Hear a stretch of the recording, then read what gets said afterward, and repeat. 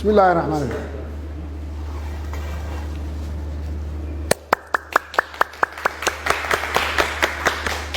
dhammaan agaasimayaasha iyo shaqaalaha wasaaradda warfaafinta dhaqanka iyo dalxiiska waxaa sharaf noo ah maanta inaanu furno horumar kale oo weyn oo warbaahinta qaranku gaadhay oo ah in aanu samaynay app ama tiknoolajiyo casri ah oo warbaahinta dawladda sida TV-ga qaranka Somali National TV 1, Somali National TV 2 iyo Radio Muqdisho ku saamaxaya meel kastoo adduunka ka joogto iyo goob kastoo aad joogto inaad mobilkaaga live ugala socon karto.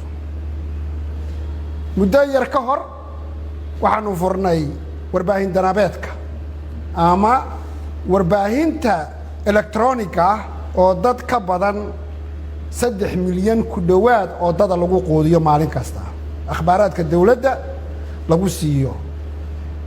ayaama kadib haddana waxaanu furnay Somali National TV 2 oo hadda 5 qaaradood ee adduunka laga daawado isagoo tayadiisu sareyso.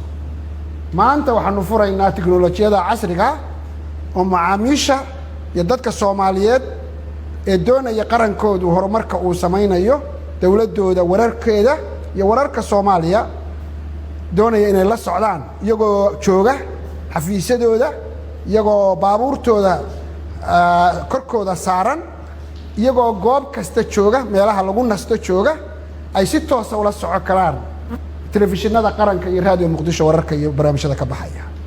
soo dhawaada aad iyo aad baan ugu faraxsanahay oo aanu amaanayaa agaasimayaasha warbaahinta dawladda iyo shaqaalaha iyo tafatirayaasha sida horumarka xawliga leh ay ku wadaan